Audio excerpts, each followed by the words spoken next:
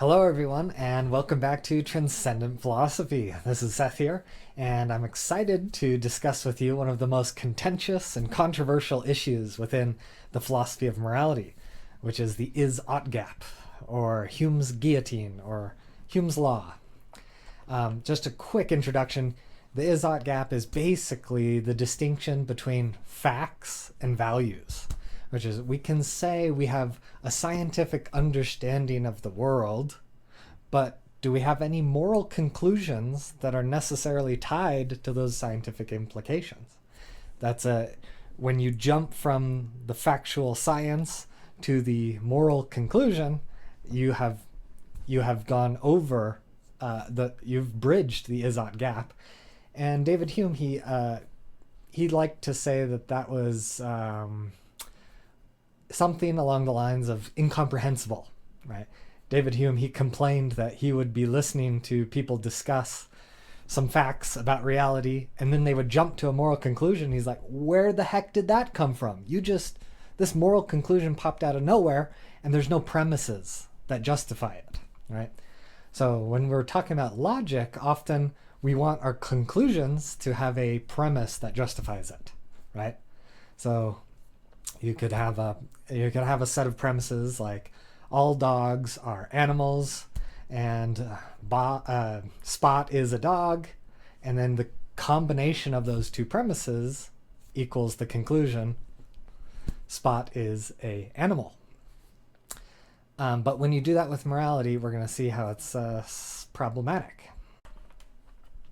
For example, we could say, oh, all dogs are animals. Spot is a dog. Therefore, we should be nice to Spot. David Hume's response is, where the heck did that come from? Your moral conclusion has no connection to your premises. So if you want to be nice to Spot, you need to have a premise that says we must be nice to all animals, right? If you have that as a premise, then you can get a moral conclusion. So the problem with a moral conclusion requiring a moral premise is that the moral premise is in and of itself a moral conclusion that requires its own premise. Can you see where this is going? Conclusion requires a premise. Conclusion requires a premise. Conclusion requires a premise. Uh-oh, we got an infinite regress. So this simple principle that we cannot go from is to ought actually seems to undermine all of morality, because we can never find rock bottom for our moral conclusion. We want to say that we ought to do this, but each time we try to justify it, we have to go further and further back. How are we supposed to make sense of this? Is all of morality a doomed project because we can't go from is to ought? Or is there something wrong with how we're thinking about this that's confusing us unnecessarily? Let's find out. So if you want a little extra context, today we're discussing part 5 of my multi-part series on morality.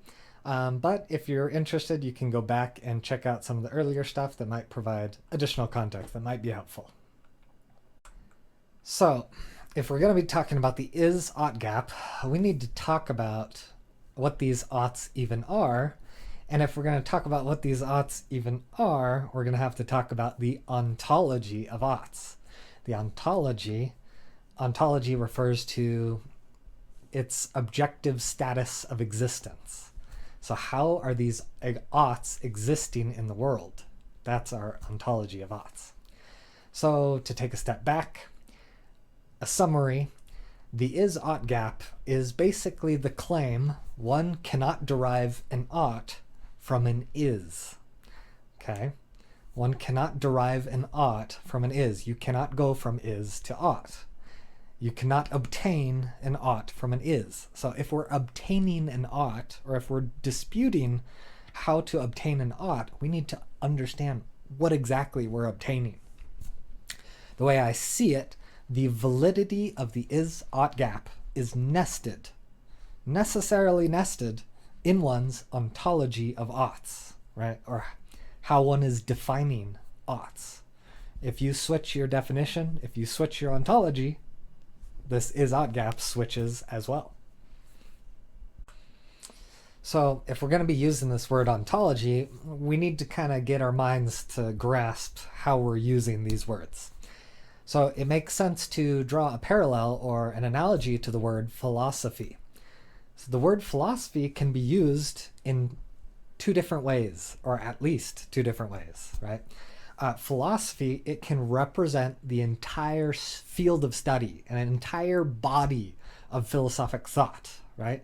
Like the entire philosophy of mankind is just the summation of every philosophy imaginable, right? So philosophy can refer to everything, or the word philosophy can refer to a subset. It can refer to a collection of philosophic ideals that an individual or a group claim to hold to, right? There could be such thing as Christian philosophy, which is a set of philosophies that the Christians might adhere to. There could be Marxist philosophy. There could be existential philosophy, which is we're taking this entire body of thought and we're narrowing it to a specific subset, right? The word ontology can be used in the same way. So ontology can represent the entire field of study for that which exists and how we think about existence, or ontology can represent a narrow collection of objects that an individual or group claims exist, right? Ontology is all about existence. So if someone believes in the existence of fairies, their personal ontology includes fairies. If someone believes in magic, their ontology includes magic. And people can add or subtract things from their ontology based on what they believe exists. So just a silly example here. I didn't put much thought into this. This is just to give you a flavor. There could be an Einsteinian ontology, which includes energy, atoms, laws of physics, earth, moon, sun, as concrete objects within Einstein's ontology. And maybe Einstein accepts some abstract ontologies like numbers, consciousness, ideas, and actions. Not everything is super concrete, and so maybe you can bifurcate your ontologies. And just a more ancient paradigm for the ancient Greek person who believes in Zeus, that type of ontology would be more magical and otherworldly. Maybe they believe in these different natural elements, like all the materials came from water and fire and earth and air and wind, like those classic ontologies of these 4 or 5 elements that build the world, right? And it's kind of this magical materials. Maybe they have gods. Zeus is one of the gods in their ontology. They've got heaven, and they've got the earth and the underworld, and they've got abstract objects, perhaps, virtues, and the mind, and justice, truth, piety, and worship. So these are just examples of how we can kind of parse phenomena into what we believe exists, and anything outside of that we don't believe exists. Okay, so this next part's going to get a little complicated. Bear with me, I'll try to break it down. Scope of oughts, okay?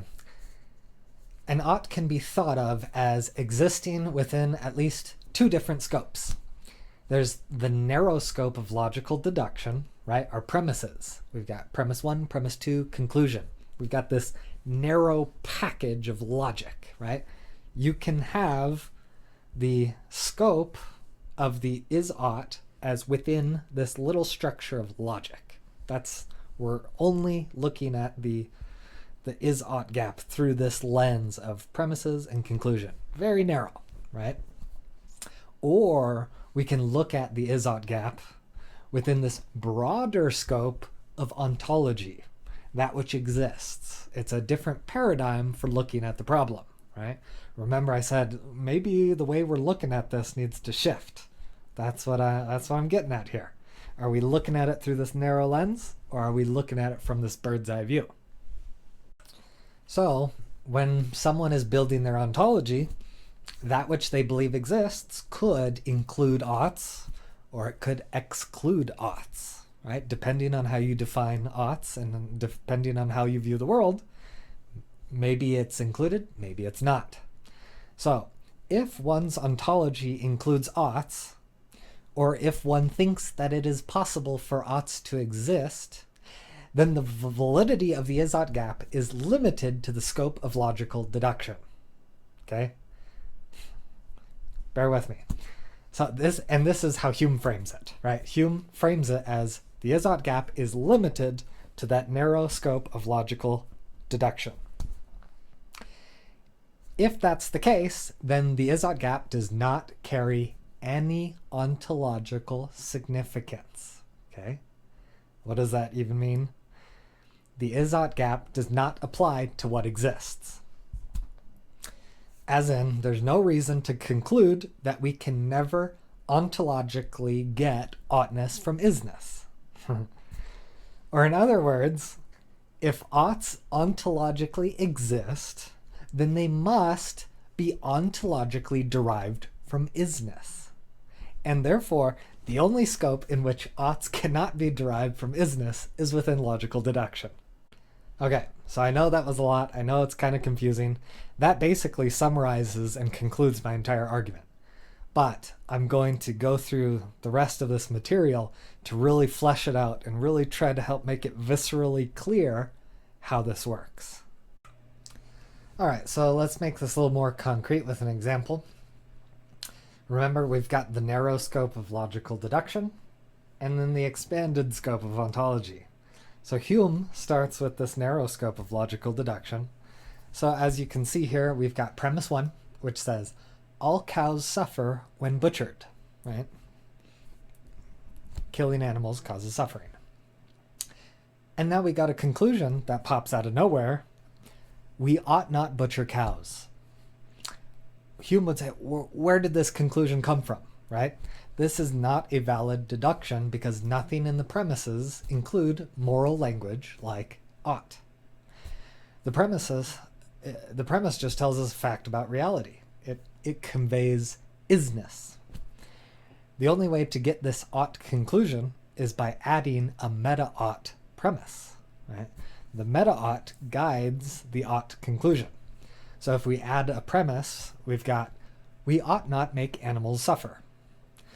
And then premise 1, all cows suffer when butchered.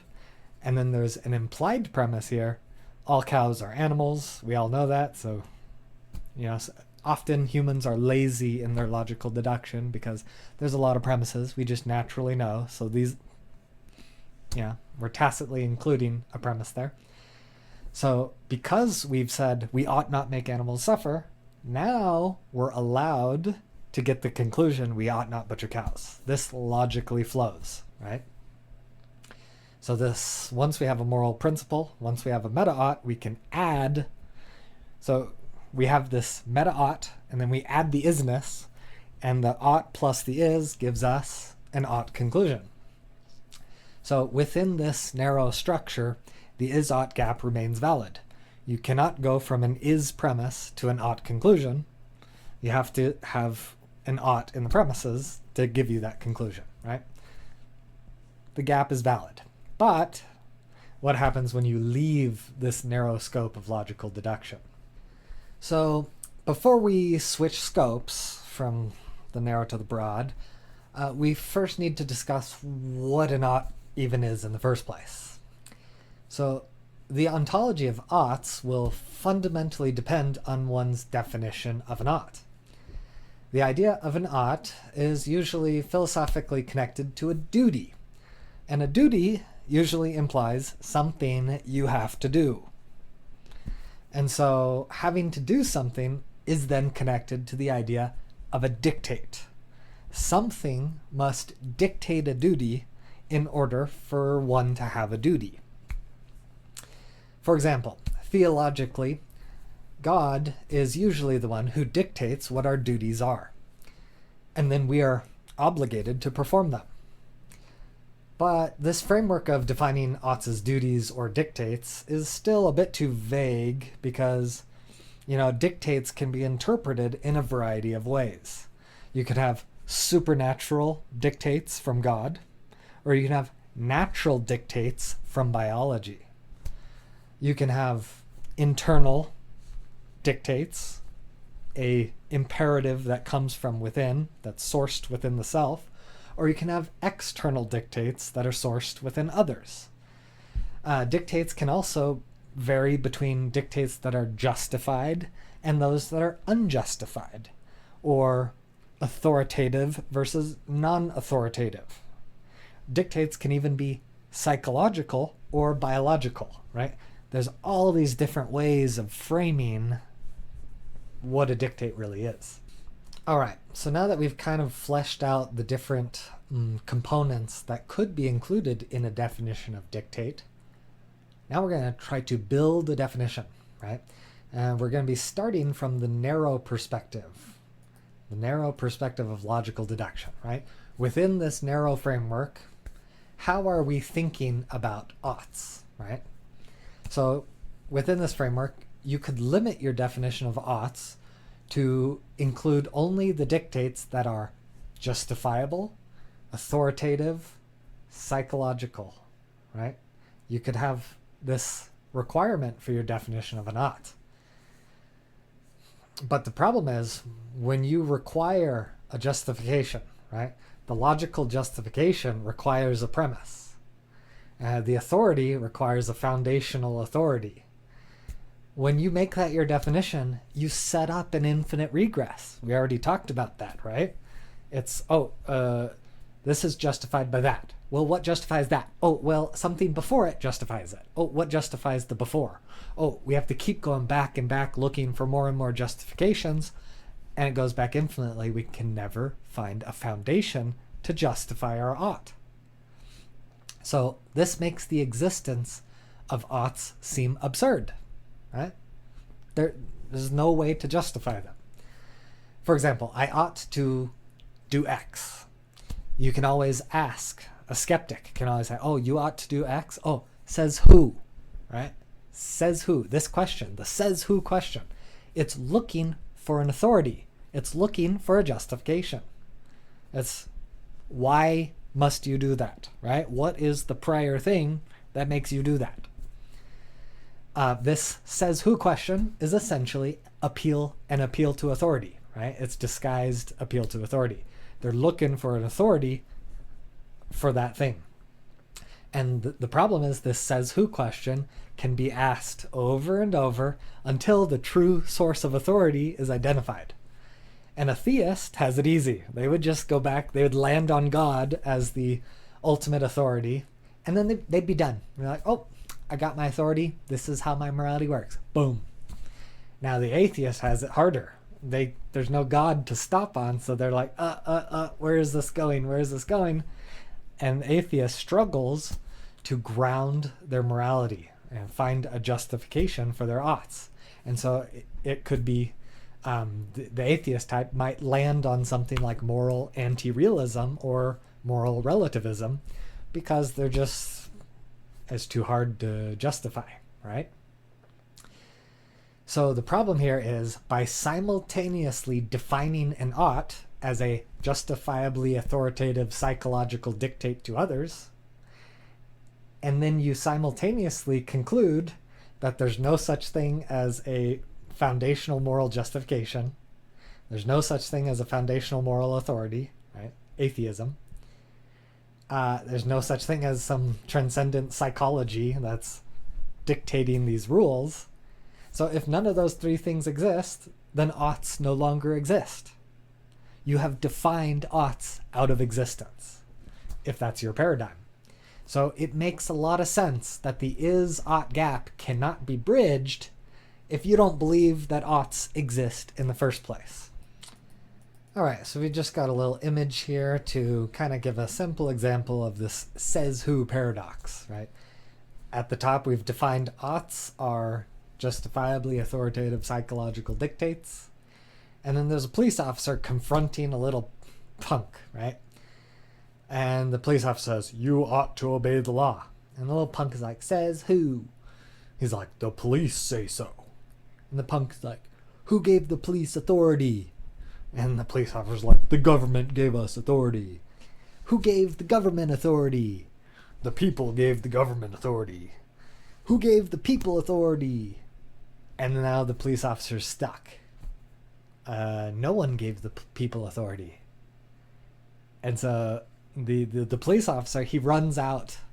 He can't find a foundation. He's been caught, right? And so because he can't find a foundation that justifies why people have authority, the punk says, oh, okay, so oughts don't exist. Got it, right?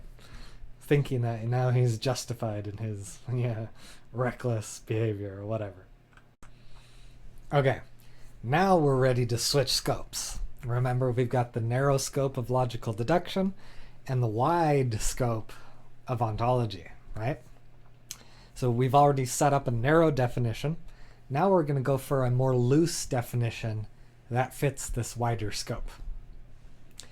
So what if one were to expand the definition of an ought to include any dictates? Not just this narrow subset of dictates, authoritative, justifiable, psychological. We got this narrow structure of dictates.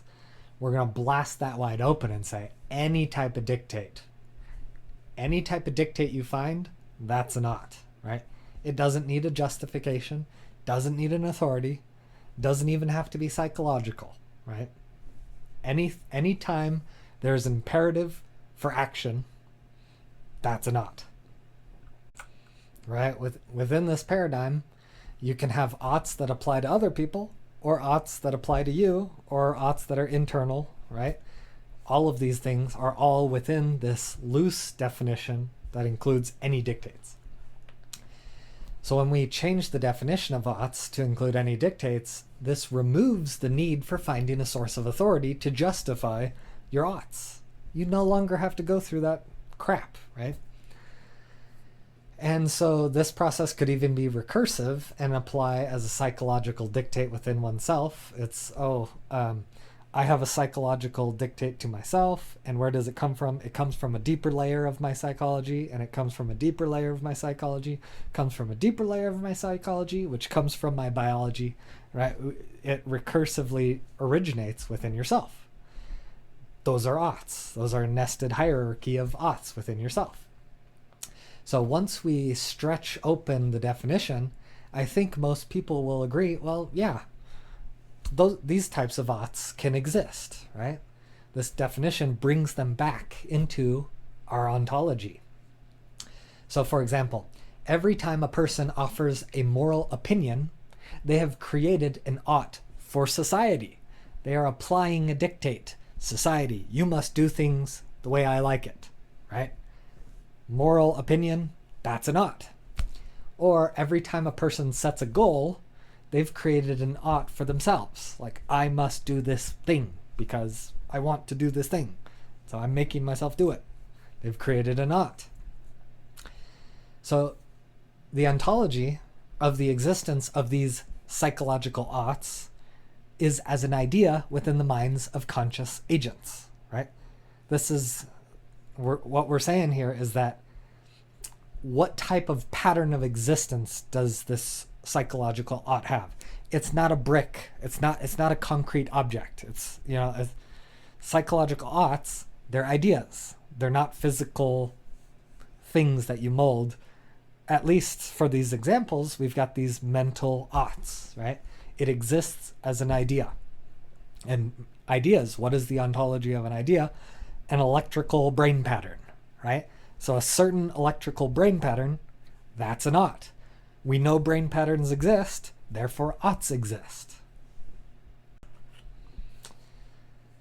So these ideas, they're imperatives within brains that are founded on a psychological value system. What can we say about the relationship between these oughts and the is-ought gap? These oughts come from values. Values come from a combination of our intuition and beliefs. And intuition and beliefs come from our nature-nurture, which is our DNA and our culture, basically, our environment. And nature and nurture they come from the selective pressures of the environment. And the environment is just a brute fact. The environment is the fundamental is, right? That's the foundation. We keep going back, boom, boom, boom, boom, boom, right? And when we go all the way back, we get the environment. Boom. That's the foundation. Solves the problem. So based on this genealogy, we can say that oughtness does in fact come from isness. Because the psychological opinions of people come from the isness of their existence. All these electric brain patterns, where do they come from? Nature, nurture, environment. Boom. That's where they come from. And the environment is an is. So you've got the is environment, and because you have this is, you now have an ought, this psychological idea. It derives from the environment.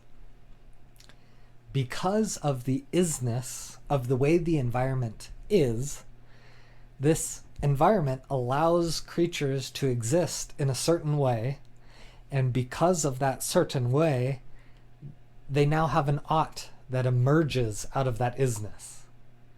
For the lion, the isness of their existence gives them an innate ought to hunt and eat meat.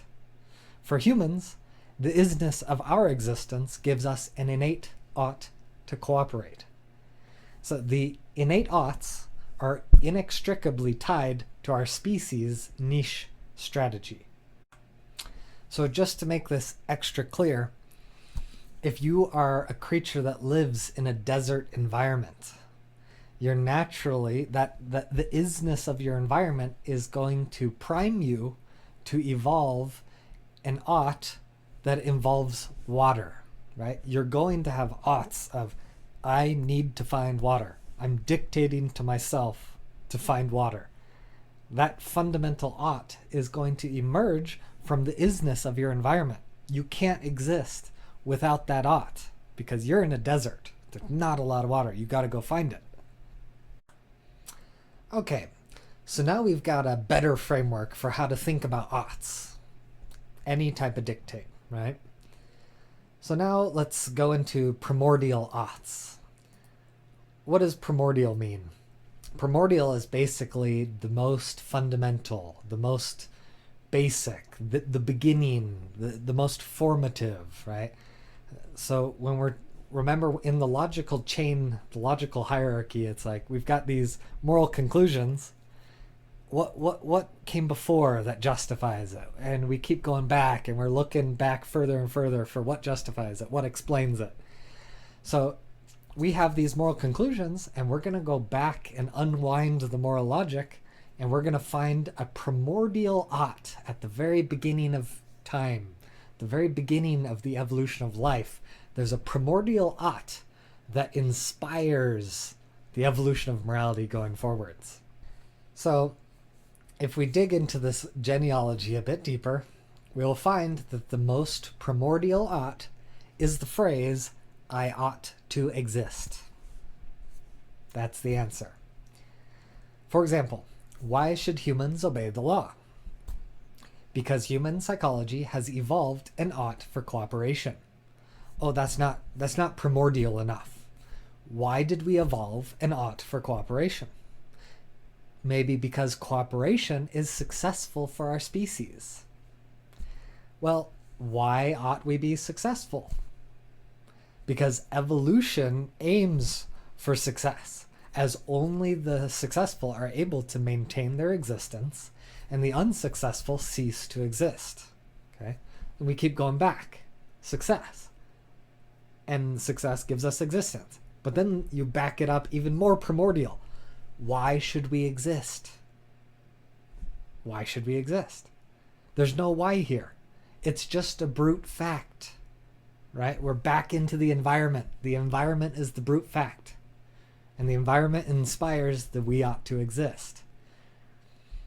It is just a brute fact that which can exist will exist. Only the creatures that have been embedded with an I ought to exist imperative will take the actions necessary to maintain their existence.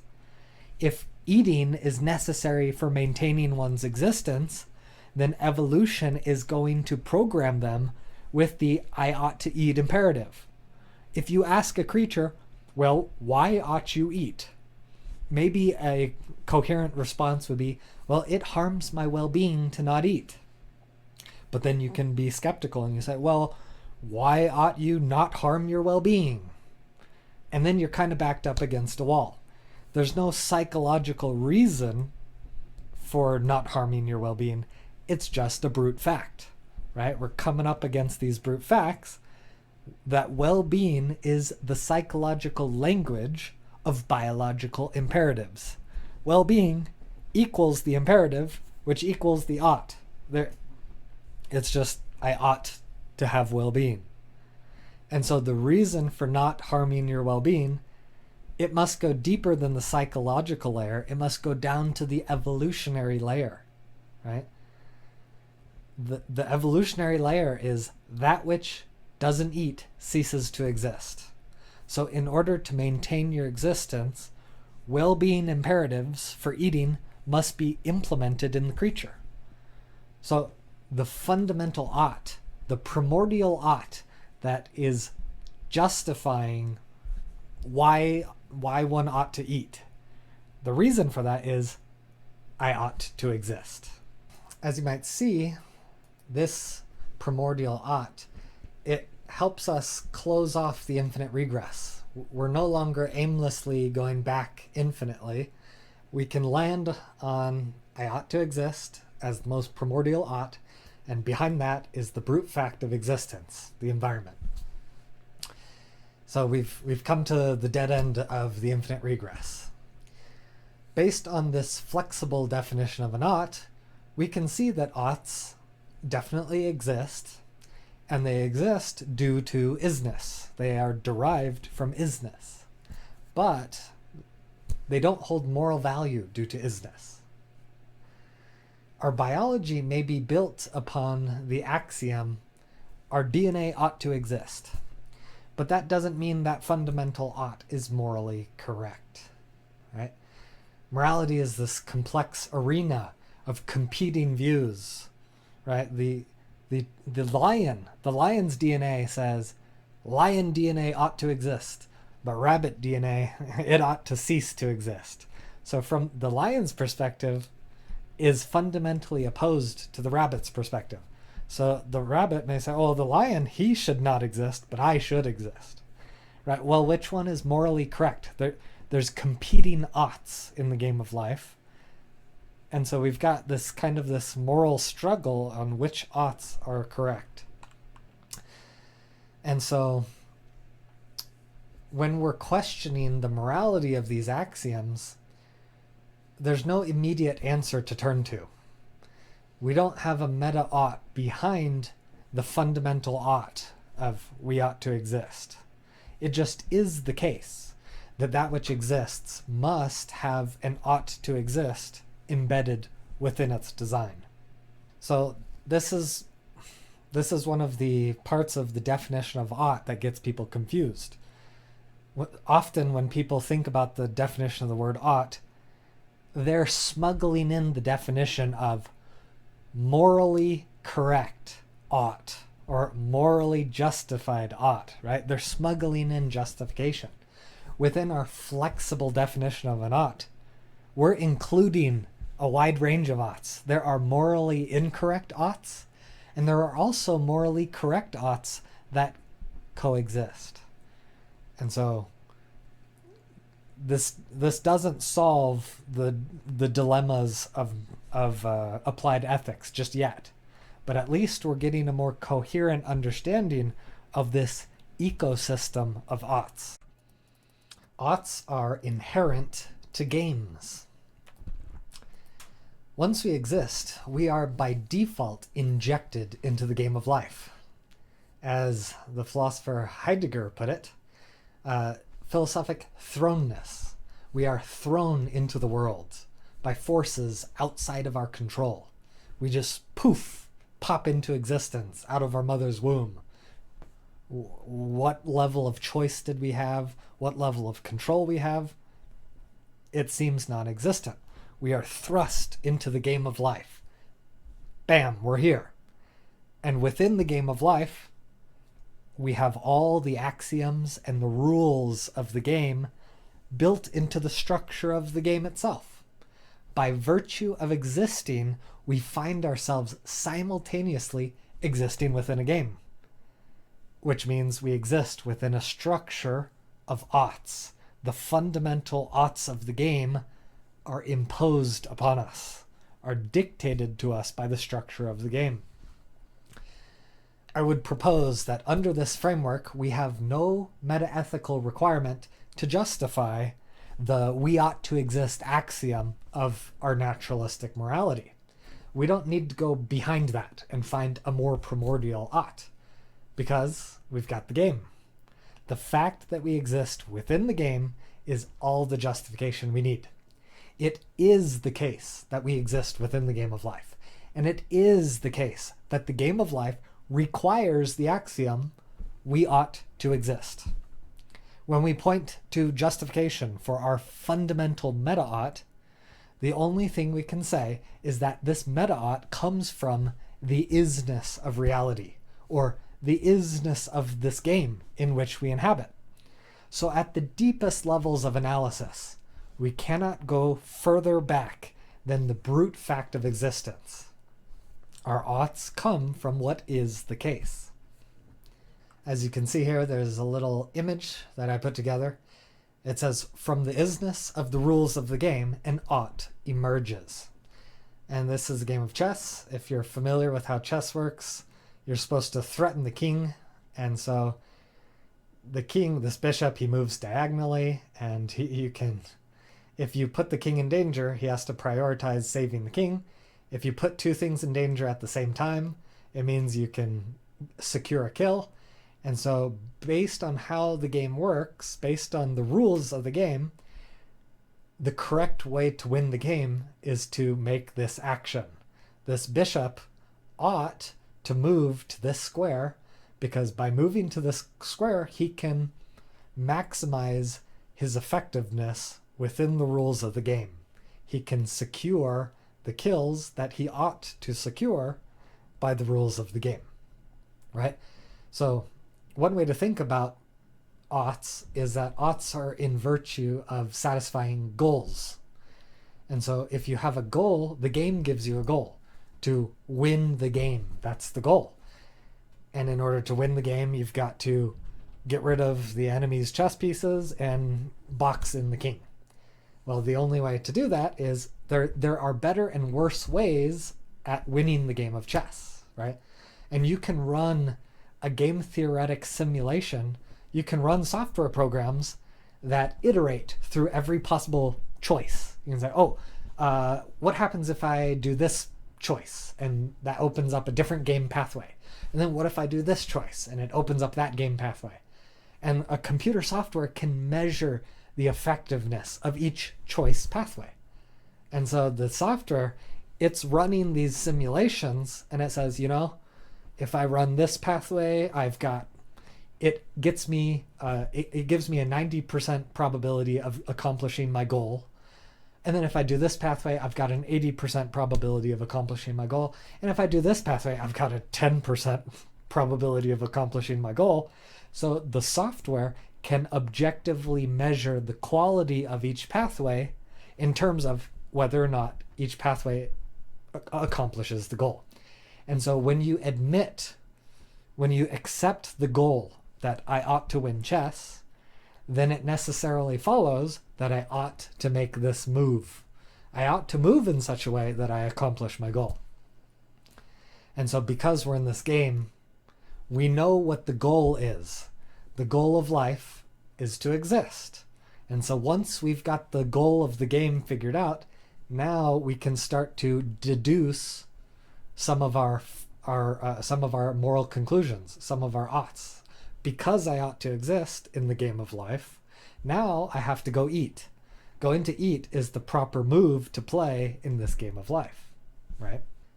Deductively drive. So, as I've defined it, the is-ought gap is the idea that one cannot derive an ought from an is.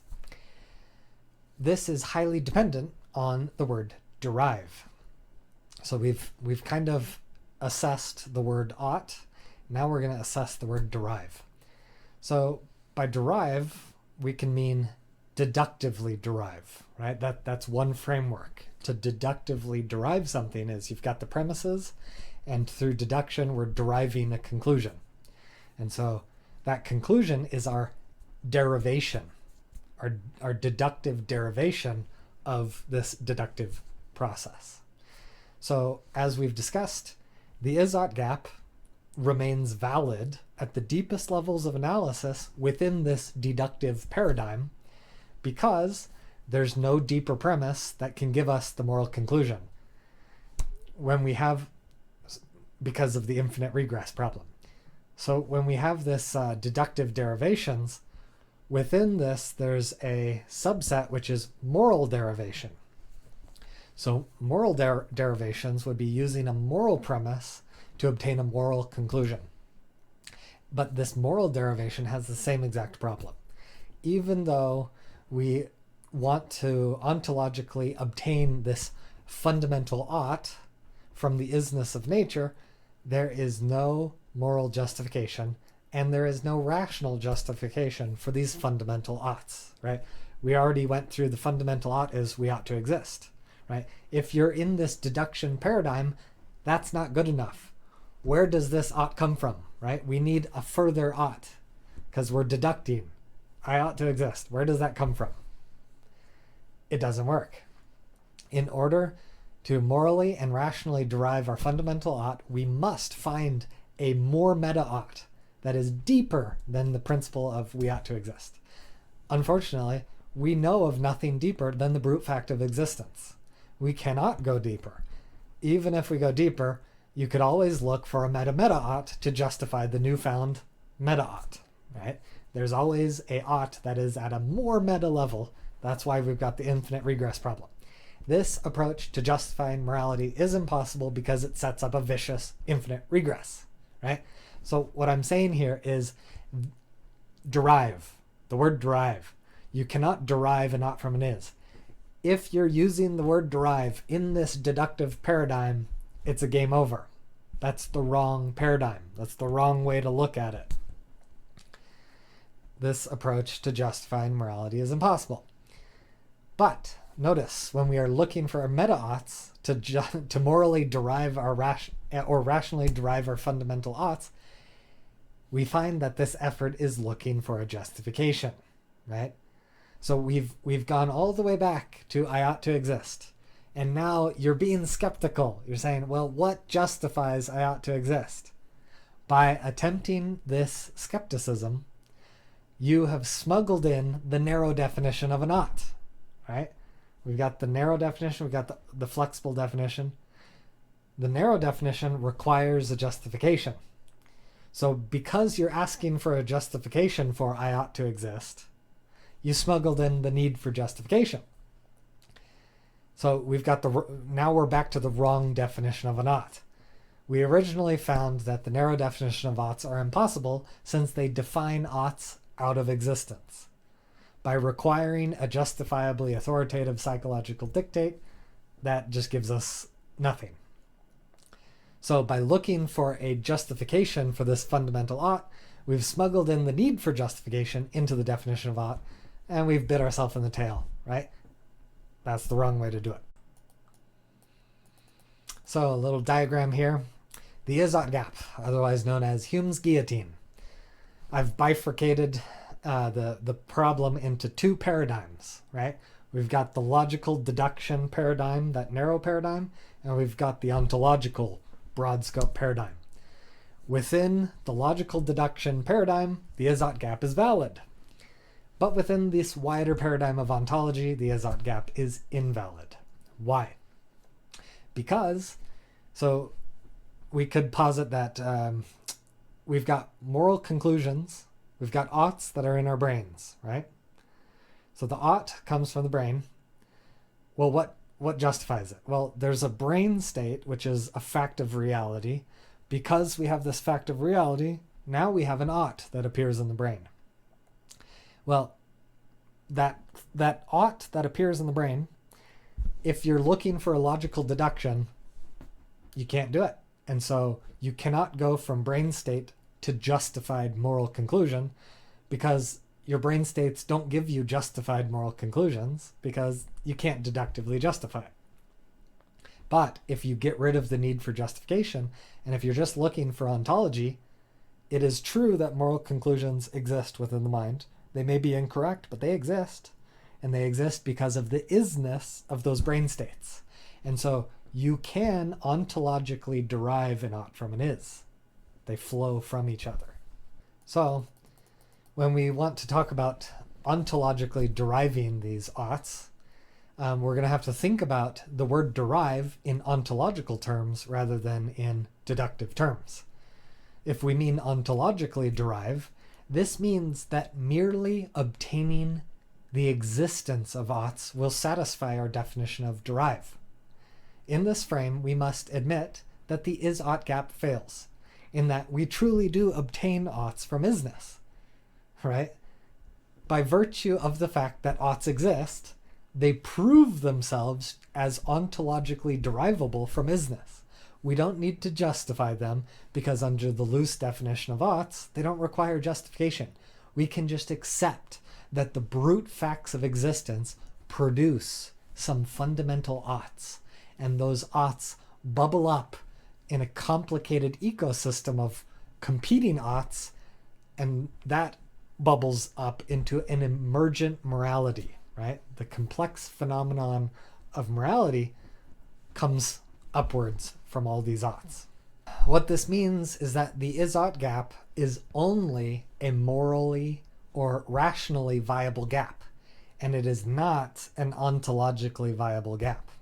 Hence, the gap is only valid within the narrow scope of deduction, as Hume frames it, and it would be an error to expand the implications of the is-ought gap beyond those narrow logical deductions, and you wouldn't expand it to be this overarching metaphysical principle over all existence. It doesn't work in that broad of a scope. A lot of this is an approach to solving the infinite regress, right? So my approach here to solving the infinite regress as to the origin of oughts would be classified as foundationalism. Foundationalism is the most popular philosophic strategy for resolving infinite regresses. If we can point to a starting point on the logical chain of deductions, then we don't have to worry about the dubious idea that this chain of deductions might go back in time forever. So in our case, the starting point is the brute fact of existence.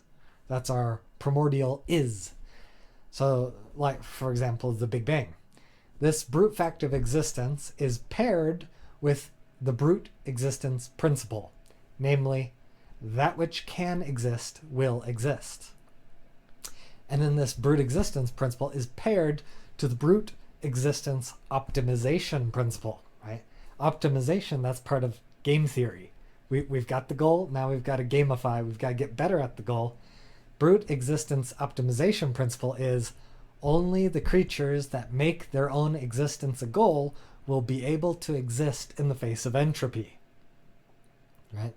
So the rules of the game include entropy as an obstacle.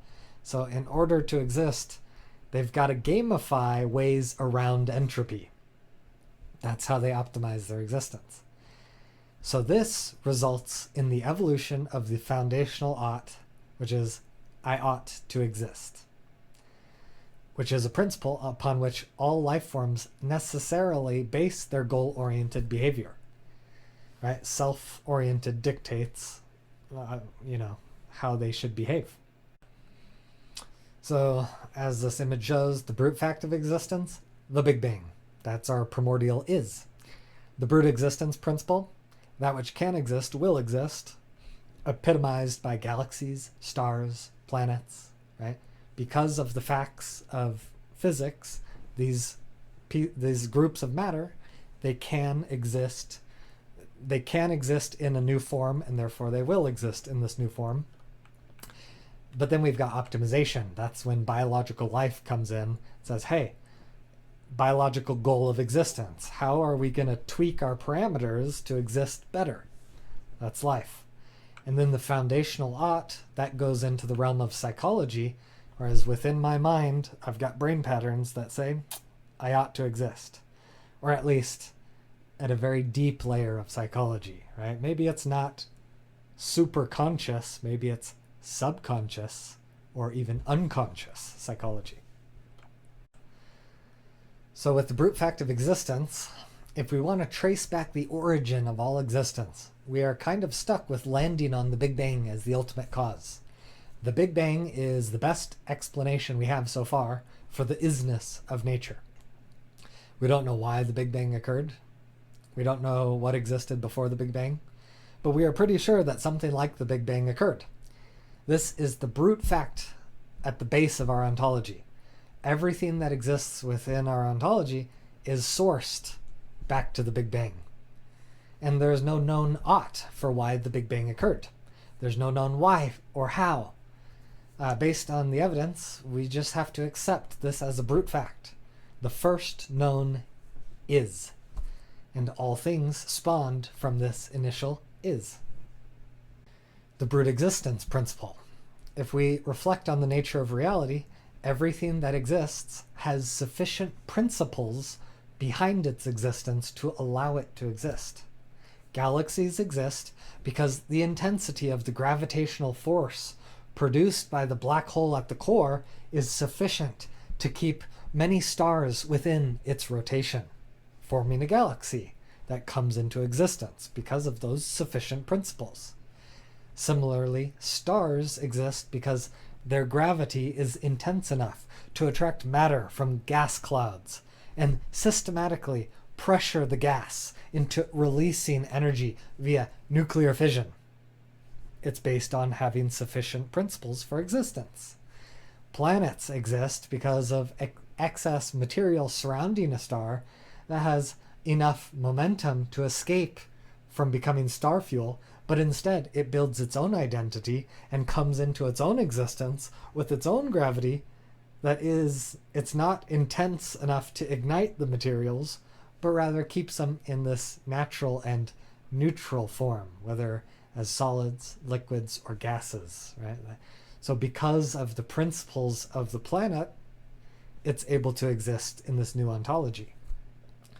So all of these objects exist based on the brute existence principle. That which can exist due to the laws of physics will exist. Brute existence optimization. Similarly, life exists because life has the principles needed for existence. The problem with life is that it is ordered in such a way as to make it more complex.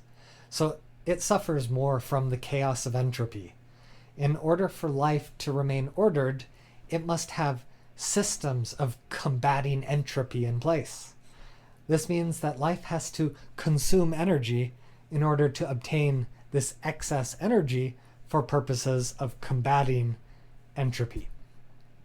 The need to consume energy causes life forms to be pitted against each other in this zero-sum war for the consumption of energy. This competition for energy is what requires biological life to optimize the principles behind its existence.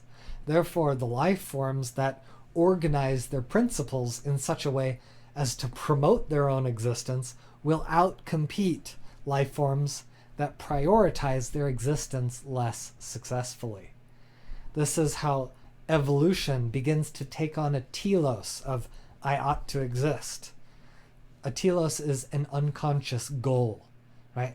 The bacteria that reproduce unconsciously understand my genes ought to reproduce so that my genetic identity can continue to exist, right? There's this unconscious goal that these bacteria are following with generation after generation. So this internecine competition forces the biological goal, this transcendent goal of existence, is forced onto this goalless landscape of possibility. Right? These bacteria, they could do many things, but this competition is forcing them to optimize existence. So that leads us to our foundational ought. As humanity evolves, our unconscious biological telos slowly becomes more and more conscious as we grow in our ability to self-reflect on our desires and our values. With this newly evolved capability of higher psychology, humanity begins to study our own value systems, introspecting deeper and deeper into why we feel the way we feel. We value food because we value taste, and we dislike the pangs of hunger. But the deeper reason why we value food is because we ought to exist. Our pleasure and pain surrounding food is our DNA's way of communicating we ought to exist. All of our biological drives are manifestations of an unconscious telos of existence. Sometimes people view themselves as masters of their bodies. They've got this free will, or this mind can dictate downwards to the body and tell the body what to do. But I think this is largely not the case. I think that humans, we usually self-identify with our prefrontal cortex. The prefrontal cortex is the part of the brain that's in the front. And this part of the brain, it's most uniquely human. It's the most uniquely evolved part of our brains. If you were to compare our brains with other creatures, we have an abnormally large and developed prefrontal cortex, which the prefrontal cortex is correlated with lots of our problem solving and a lot of repressive systems in the prefrontal cortex that repress the rest of the brain. So it seems to be the smart part of the brain is what I'm trying to get at. And so when we look at this neuroscience of the brain, we've got a prefrontal cortex, which kind of is like our smart self-consciousness. And then we've got the limbic system at the back. And the limbic system is kind of this animalistic part of the brain that it kind of has our biological drives that are promoting survival. So you've got kind of this dichotomy with like the human part of the brain and the animal part of the brain. The smart part of the brain and the instinctual part of the brain. Yeah, right? You got this dichotomy. And so there's two hypotheses, which are the smart part of the brain controls the instincts, or the instincts control the smarts, right? Two different hypotheses. My understanding from neuroscience is that it's the reverse. It's the instincts actually control the smart part of the brain, right? The value systems control the psychology. And so actually, that which we think of as our intellectual, cognitive, rational free will, we're actually a slave to satisfying the desires of this limbic system. So what does that mean? It means that the purpose of psychology is to satisfy our biology. And if our biology has this unconscious goal, I ought to exist, then our psychology is necessarily a slave to this biological goal, right? All of our smart thinking, all of our planning, all of our rationality, it's meant to serve these fundamental value systems of how are we going to exist, right? How are we going to exist today? How are we going to exist tomorrow? How are we going to exist through the winter, right? So our psychology has all this smart problem solving. We're like, oh, we need to go get some firewood. We need to store up some food for the winter, right? We're planning how to exist. So when we're dealing with morality, it is largely a project of analyzing our psychological intuitions regarding right and wrong behavior. And sometimes when we're analyzing right and wrong behavior, we have to go back through our system of principles to figure out if right or wrong behavior is justified. And so when we do this analysis and when we identify I ought to exist as this foundational principle, that gives us a foundational starting place for meta-ethics, right? Once we've got the foundation of morality, now we can start to build some moral structures, right? We've got that foundational justification. Morality. Humanity embarked on a social path of evolution. This means that we became dependent on a strategy of cooperation. We are not very successful as creatures on our own in the wild, as individuals. But when we band together, we are the most formidable creature on the planet. The only way to cooperate successfully in these groups is for everyone to operate on mutually beneficial game theoretic strategies. Basically, positive sum strategies rather than zero-sum competition. If everyone was a Machiavellian psychopathic murderer, humans would all kill each other before we could ever form a band and go hunt some prey together. In order to cooperate, we need to treat each other like family.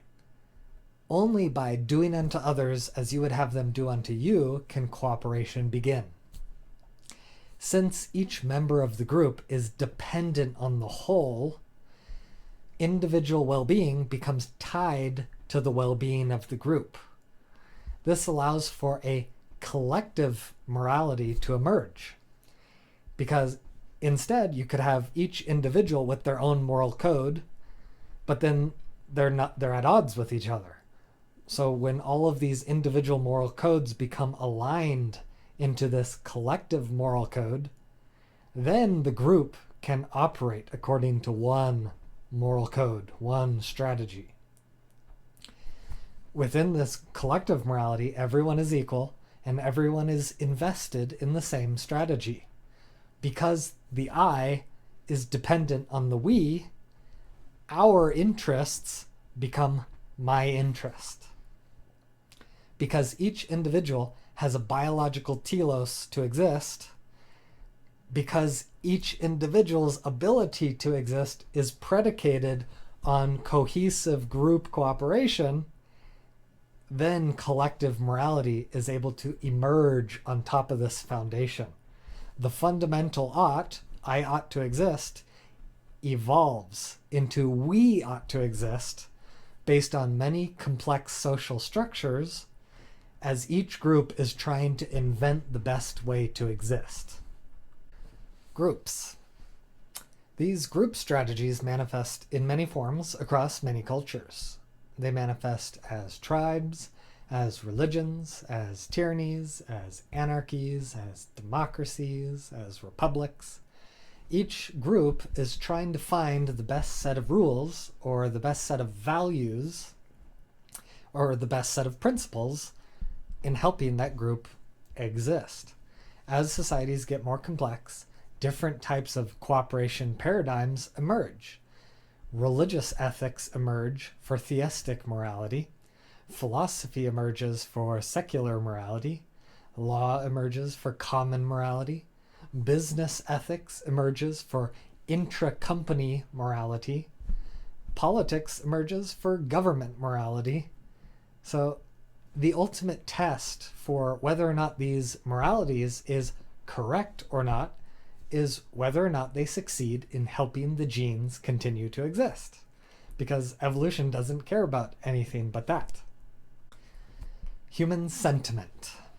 Most people find the idea that morality reduces to survival of the fittest ideology repulsive. They find the idea that the moral lesson we should take away from nature is that it's a dog-eat-dog world and we should fight each other and abuse each other in order to get on top and succeed. They find that paradigm detestable, and rightly so. But humanity needs to remember the only reason you have these moral sentiments, the only reason you find these ideas detestable, is because these ideas do not help your genes continue to exist, right? So that paradigm, this dog-eat-dog paradigm, that does not help your genes. That's why you find it detestable. Psychopathy, for example, does not help your DNA continue to exist. Abusing others does not help your DNA continue to exist. Abusive strategies trigger retribution and revenge. The more people you offend, the quicker your genes are going to get locked away in a gel cell, never to reproduce, evolutionary game over after that point. So the lesson we learn from human evolution is that nice strategies are successful.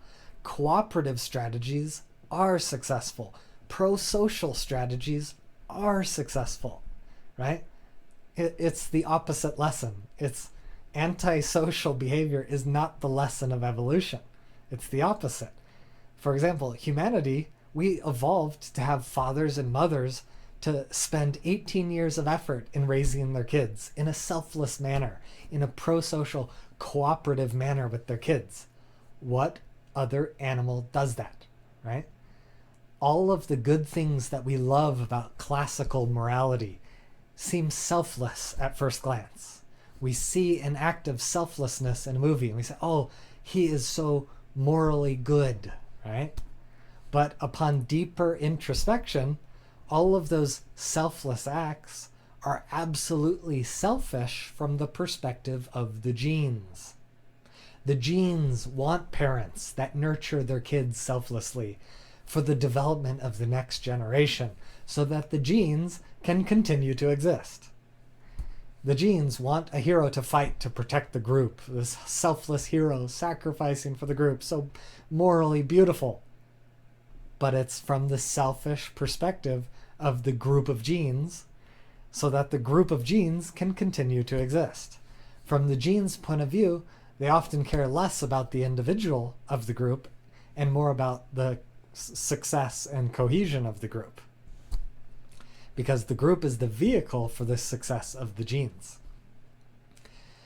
So what the takeaway from this is, because our moral sentiments are geared to care about groups, just by that fact, our moral sentiments are connected to groups. Once we have that connection, our morality obtains all of the beautiful moral principles that we cherish. Selflessness becomes a successful moral principle once our morality is connected to the group, right? Heroism becomes a successful moral principle once we connect it to the group. Okay, so we've mapped out how cooperation and classic morality and stuff like heroism, we've mapped out how that can fit within the paradigm of I ought to exist or we ought to exist. But what about a more difficult counter-argument to this paradigm? What about the reality of suicide as a phenomenon, right? Suicide is the biggest counter-argument to the I ought to exist thesis. So, trigger warning, we're going to be discussing suicide. This is a rough topic, and I am not an expert on the etiology or causality of suicide, so take my perspective with a grain of salt. I'm trying my best to think about these matters in a deep way, in a helpful way, and so keep that in mind and disregard anything I say about this if you find it disagreeable in any way. So getting right into it, the question is, if we are truly programmed to feel like we ought to exist, why is suicide such a problem? Right? It's a blatant contradiction. I ought to exist and I ought not exist, right? So the most obvious answer is that some people might have genetic mutations or errors in their brains that causes them to feel an abnormally high amount of negative emotion, right? There's a lot of psychological pain in their brains that tortures them until they can't bear it any longer and suicide becomes the only option. This is an extremely unfortunate side effect of the randomness of evolution. Just think about it for a second. The world, this world is structured in such a way that people are randomly being tortured by their own brains, no fault of their own, merely because their DNA made some mistakes or their development made some mistakes along the way. What a horrific thing to exist as a function of nature. Just the fact that people are being tortured by their own existence. These people deserve our utmost sympathy, love, care, and support. So this paradigm of the genes make mistakes, that's the maladaptive case, right? Adaptive means it's helping your evolution. Maladaptive means it's going against your evolution. Evolution makes a mistake, backfires, sometimes it's a game over. Not everyone survives genetic errors. It's a brute fact of existence. So we've got the error case for suicide, the maladaptive case. I'm putting forward here, maybe there's a pseudo-adaptive case for suicide as well.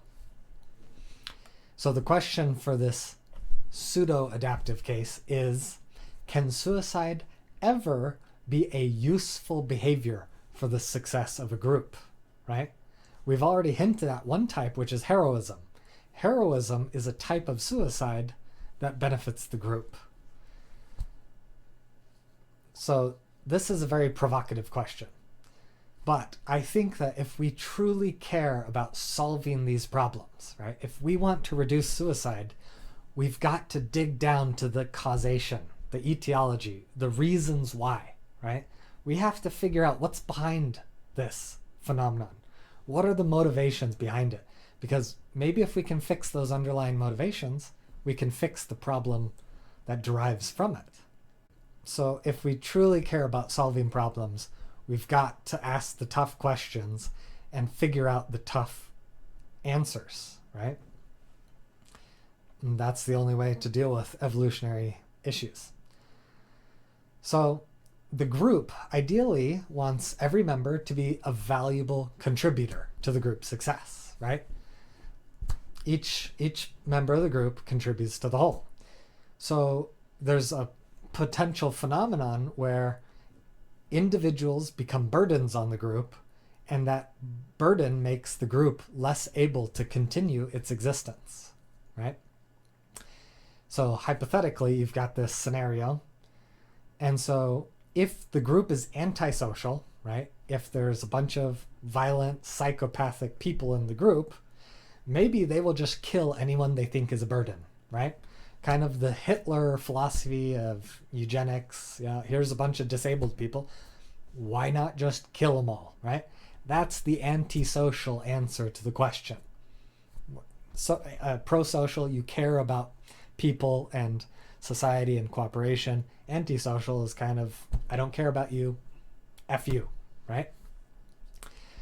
So the thing is that we've already discussed that humans are pro-social because pro-social is successful.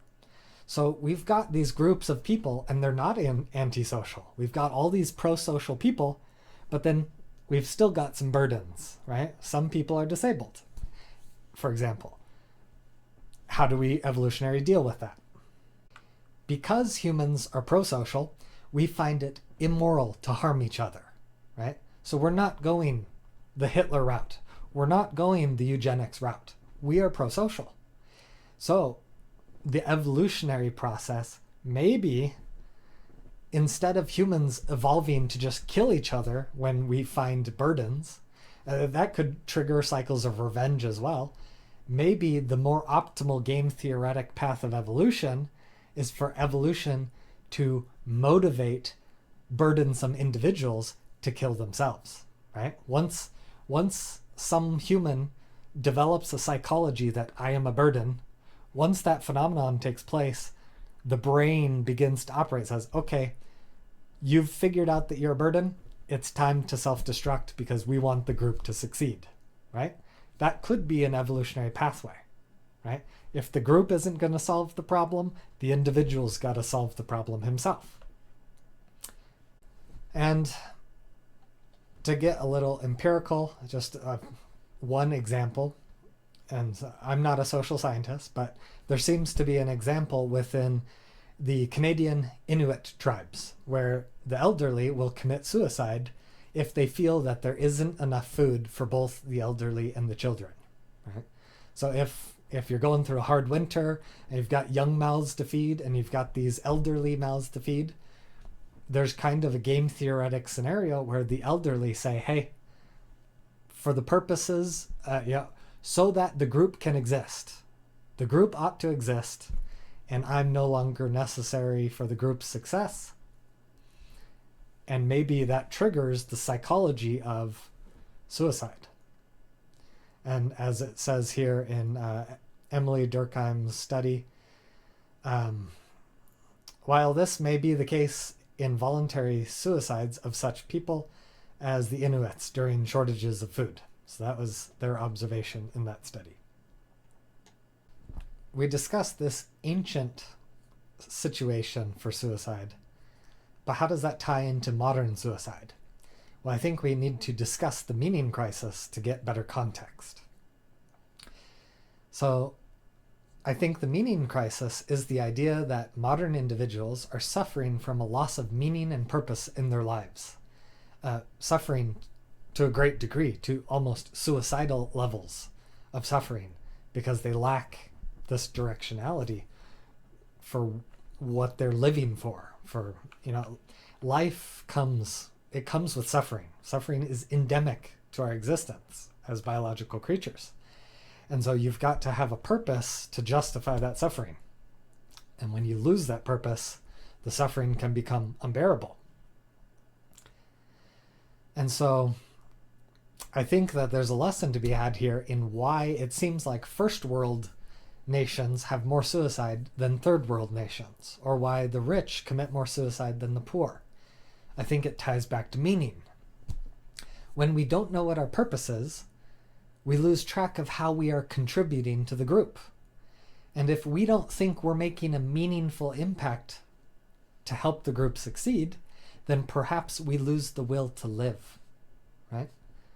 That's the connection to we ought to exist.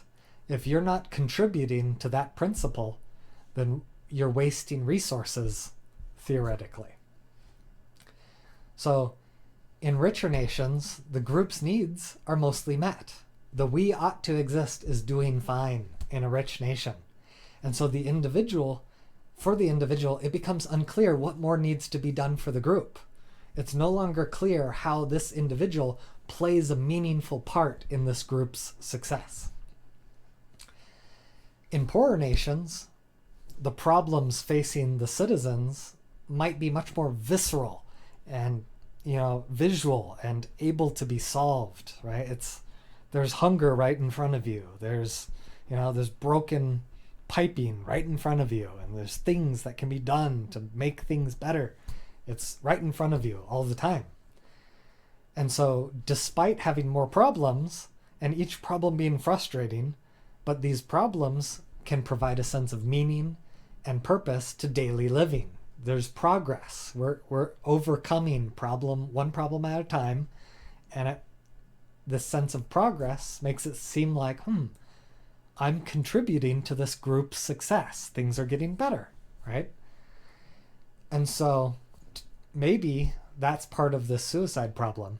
And if so, I think the takeaway lesson is when it's harder to find a problem, right? In these rich societies, it's like, I don't see any problems to solve. What it means is we need to be more creative in finding the problems that we want to solve. Overcoming suicidal ideation.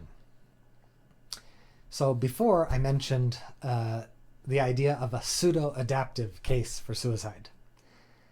So the reason why for this modern phenomenon of suicide, the reason why I think it's pseudo-adaptive as opposed to adaptive is because I think that the modern conception of a burden on the group is actually a defunct form of an evolutionary burden, right?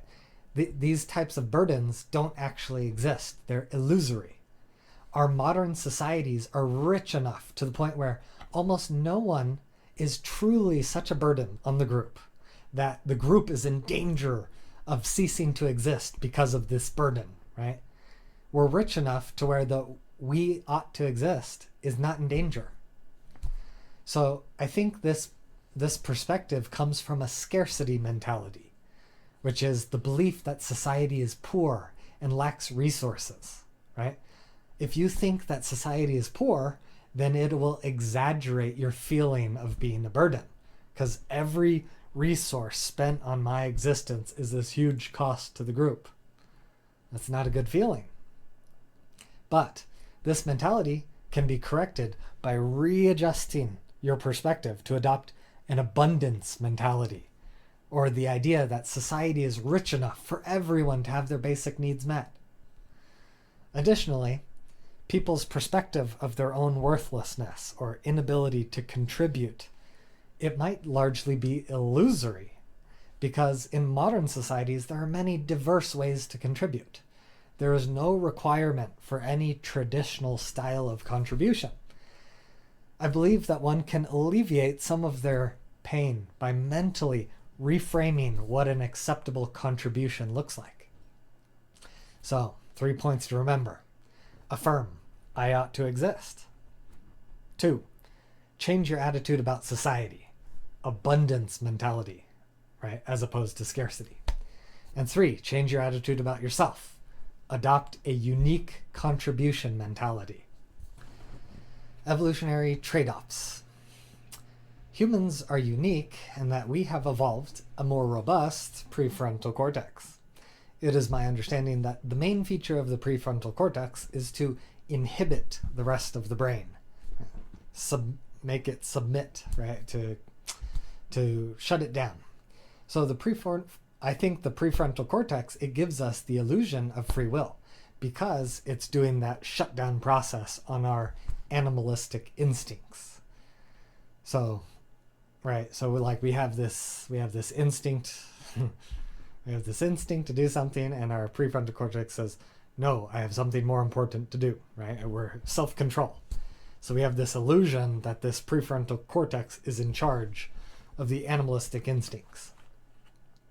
So in this sense, there may be an evolutionary benefit to boosting our ability to override our instincts, right?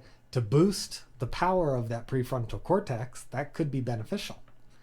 But there could be an evolutionary cost, which is our prefrontal cortex might become powerful enough to override our survival instincts as well as other instincts. So at this bird's eye view level of analysis, looking down, we've got this primordial we ought to exist, which is still in effect over the process of evolution.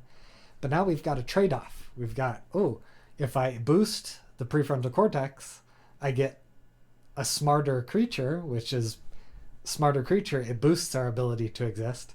But a smarter creature can also commit suicide, which goes against our ability to exist. So it turns into this cost-benefit analysis. And so maybe it is the case that there's a trade-off at play, and it just so happens that the benefit of boosting our rational overrides is worth the cost in terms of increased suicides.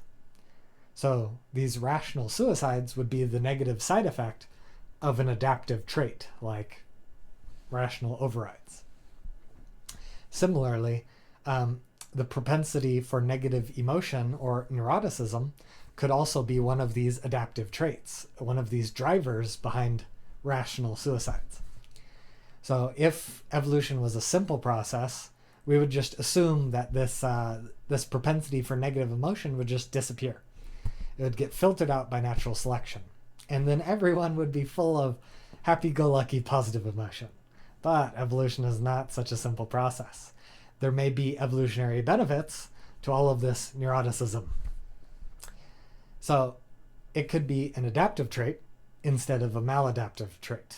So a neurotic rabbit might successfully avoid all the wolves with its hyperactive anxiety, constantly responding to every sound it hears.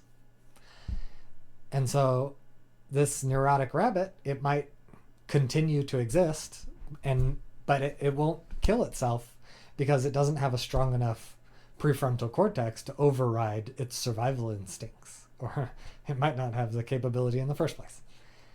But a human, on the other hand, they've evolved all of this ability, this cognitive overrides, and so if the neuroticism gets too high, then they might use their rationality to commit suicide. And so evolution has got to play this balancing act. It's got to ride the line between just the right amount of anxiety. Not too much anxiety so that they commit suicide, but not so little that they don't work hard, right? So evolution's trying to maximize the benefit for the we ought to exist. And so we can see that this we ought to exist, or this will to exist, is constantly omnipresent, always in effect over all these processes, as trying to optimize for existence despite these trade-offs and suicidal byproducts. Because natural selection filters on existence, it seems to me like this emergent will to exist is an unavoidable telos on the process, regardless of the outcome. Okay, so what does all this mean for the future of evolution, right? Can we see some trajectories from these clues? So I think that given that humans have evolved rational capacities to resist their instincts, I think that the future of human evolution will tilt towards increased positive emotion and increased love for people and kids. Our ability to commit suicide is going to force evolution's hand. It's going to require our genes to give us better emotions, right? And our ability to choose whether or not we reproduce will force evolution to no longer increase reproduction by manipulating the lust emotion, but rather increase reproduction by manipulating our love emotion, right? By increasing our fondness for children, evolution can get us to voluntarily reproduce when we would otherwise opt out. So, for example, perhaps all of the women who dislike motherhood can opt out, right? They're not going to participate in motherhood. But only what that means is only the women who have genetic propensities to love motherhood, only those that love motherhood will become mothers, and only those that become mothers will carry their genes to the next generation. And so the pattern of evolution is pushing towards love for children. This pattern shows how well-being always supervenes on game theory, because the people whose well-being is connected to a bad evolutionary game theory will disappear from the gene pool. And only those people whose well-being is connected to a good evolutionary game theory, they will persist. So a little meme here about Elon Musk talking about the population collapse hypothesis. Elon Musk is quoted on Twitter as saying, "Unless something changes to cause the birth rate to exceed the death rate, Japan will eventually cease to exist," right? I think this is a fundamental misunderstanding of evolution, right? These types of things, they don't just continue towards ceasing to exist. Ceasing to exist is the antithesis of the directionality of evolution. So if populations are aiming towards ceasing to exist, evolution is going to fix that problem real quick. For example, there's two different ways to think about this. One is the housing costs, and the other is the desirability of parenthood. So maybe birth rates are going down because housing is too expensive. But when reproduction goes down, people goes down, and then demand for housing goes down, which means prices of housing goes down. And when prices of housing goes down, suddenly a family lifestyle becomes more affordable. So there's a self-correction, right? So we reduce our reproduction until having a family life becomes affordable, and then we have families again. And then once we have families, the birth rate bounces back. And so Japan is not going to cease to exist. They're going to decrease in population until family life becomes affordable, and then they'll stabilize. That's one hypothesis. The other is the genetic argument, which is in the past, women were forced into child rearing. They didn't have an option. There's no technology. It was very patriarchal. Women were forced to give birth. So evolution didn't care about women's well-being. They didn't care if they want children. Just statistically, obviously, nothing is absolute. And so evolution didn't have to make mothers enjoy the process. But now women are empowered legally and technologically. They've got options. But what we want is we want women to enjoy the process. If women don't enjoy the process, give them their freedom.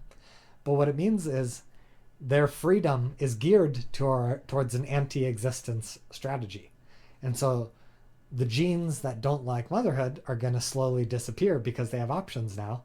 And then women are going to probably evolve to enjoy the process more. They're going to get all this positive emotion from the process. And then it'll be great. Like the strategy of existence is maintained and well-being is increased. At the end of the day, who doesn't want well-being, right? And just to add even a little extra nuance, it may be the case that having all of womanhood evolve towards loving motherhood is not ideal, right? If 100% of mothers love motherhood, population might explode uncontrollably and we might fill the planet with a bunch of kids.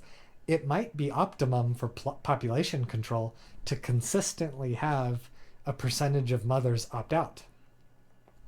Maybe this is a we ought to exist strategy. Maybe for the success of the group, we need to temper population growth and not grow out of control. And so maybe there's a sustainable mode of being where it's a very viable option for mothers to opt out because that's part of the existence strategy. And so some of these traditional thinkers like Elon, they're not getting the bigger picture. They're very narrow into this doomsday perspective, whereas, a diversity of perspectives can be healthy for a group. We don't have to force every woman into this traditional strategy. We can give them the freedom and let the group grow and adapt over time. Just to conclude some of these possible reasons for suicide we've discussed, we've got the maladaptive case, which is bad mutations that cause excess suffering like depression. We've got the individually adaptive case, which is a mutation gives it gives a benefit and a cost, but it's a net benefit overall. So the cost is suicidality, but it's overall a benefit. Then there's the collectively adaptive case, which is suicide helps the group. That's the heroic case for suicide. And then there's the pseudo-adaptive case, which is the meaning crisis. It's the propensity to falsely believe that suicide helps the group, right? They got the wrong epistemology. Now that we've mapped out a lot of the issues surrounding the suicide question, now we're going to bring it into the ethical framework. So what I have here is an image. At the bottom we have meta-ethics, and at the top we have applied ethics. Generically, meta-ethics is the foundation of morality, and applied ethics is the superficial conclusions of morality.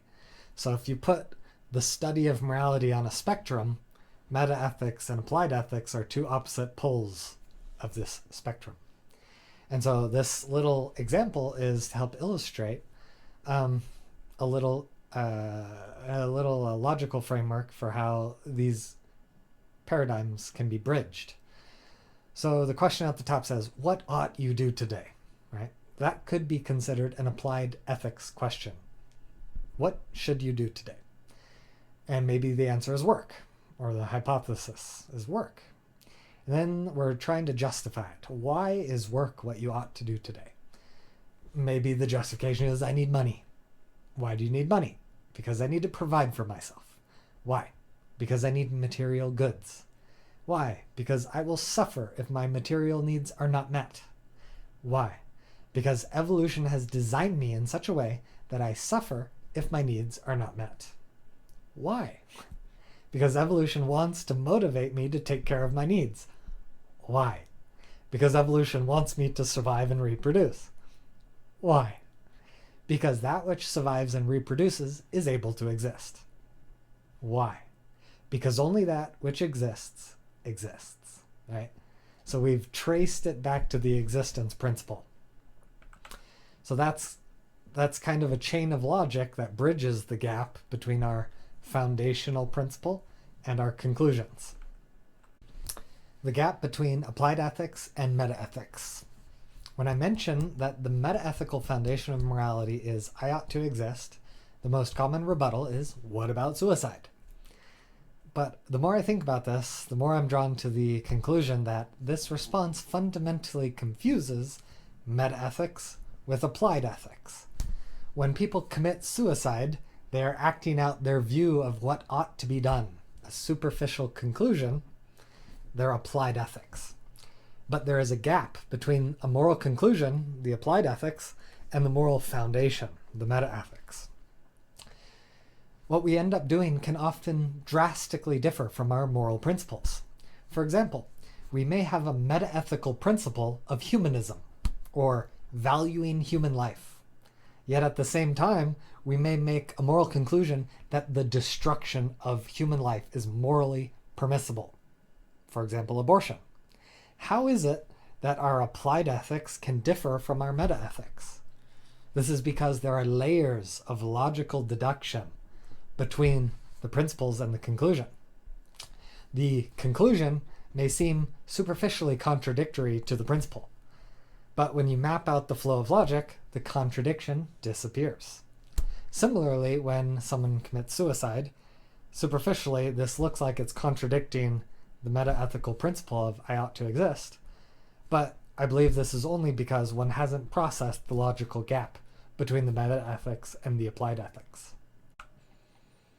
So to bring this down to the suicide example, we've got the same framework, same paradigm going.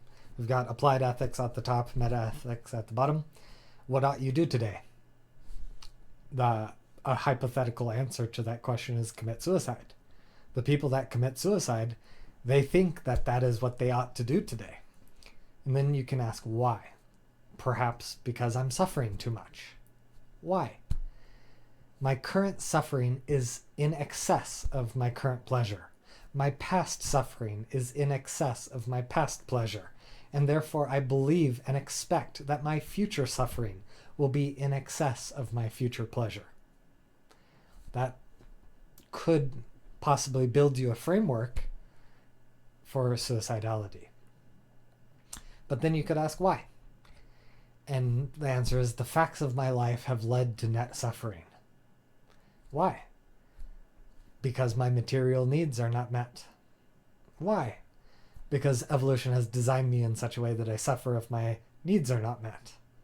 Why? Because evolution wants to motivate me to take care of my needs. Why? Because evolution wants me to survive and reproduce. Why? Because that which survives and reproduces is able to exist. Why? Because only that which exists exists. So we've got the same chain of logic, right? It just pivots on the facts of your life if they're causing too much suffering. And so there's no fundamental contradiction. The contradiction is in the structure of their life is not good. And so we need to figure out how to fix the structure of their life. All right, moving on to an excellent debate between Sean Carroll and Sam Harris on the is-ought gap. Sam Harris is coming from the perspective of objective morality, and he believes that the is-ought gap is illusory. Sean Carroll is of the opposite opinion. So definitely check out this debate if you're interested. And I've kind of summarized my thoughts about the debate and how the fundamental disagreement behind their two perspectives. As I see it, the main issues that drive the wedge between Sam and Sean is that they have two different definitions of ought, and they operate from two different fields of inquiry. Sam Harris operates from the definition of ought as any value that contains an imperative within it, right? He's got the loose definition of an ought. He exposes his definition by equating the burning of your hand on a stove with an ought, right? He's showing that this is just a biological imperative. There's no Jesus that's authorizing this ought. It's just the biology gives you a value system, and that's your ought. Similarly, Sam Harris operates from the angle of ontology. He is looking for the existence of oughts, and he finds them in the isness of our biology or in the isness of our consciousness. And so from this ontological perspective, Sam is able to derive the existence of oughts from that which is, right? This hand is the case, and it's got a value. Sean Carroll, conversely, defines oughts as justifiably authoritative psychological imperatives, right? He's got the narrow perspective on oughts. He exposes his definition when he asks the question, says who? In his efforts to find a moral authority to justify these moral claims, right? So Sean is operating from the narrow field of logic and logical deduction as he makes explicit in his effort to show that it's impossible to logically derive an ought from an is premise. Like he refers to it as like logical math. It just doesn't add up. As I see it, both are correct given their respective definitions and angles of analysis, right? If you accept their premises, then their conclusions follow. But I think that Sam Harris's perspective is more useful since humans don't actually operate like logical input-output machines. We're not machines that reduce morality to these deductions. And I think reducing it to logical deduction kind of misses the point that morality doesn't actually need some transcendent authority, some divine God to justify these axioms for morality to function in the world. We just need the isness of our existence to begin the justification. A large portion of Sam Harris's argument in his book, The Moral Landscape, is regarding bridging the is-ought gap. This is an excerpt from his book that I think helps represent his core argument. I quote, "Despite the reticence of most scientists on the subject of good and evil, the scientific study of morality and human happiness is well underway. This research is bound to bring science into conflict with religious orthodoxy and popular opinion, just as our growing understanding of evolution has, because the divide between facts and values is illusory in at least three senses. Number one, whatever can be known about maximizing the well-being of conscious creatures, which is, I will argue, the only thing we can reasonably value, must at some point translate into facts about brains and their interaction with the world at large. Two, the very idea of objective knowledge, i.e., knowledge acquired through honest observation and reasoning, has values built into it, as every effort we make to discuss facts depends upon principles that we must first value. For example, logical consistency, reliance on evidence, parsimony, etc.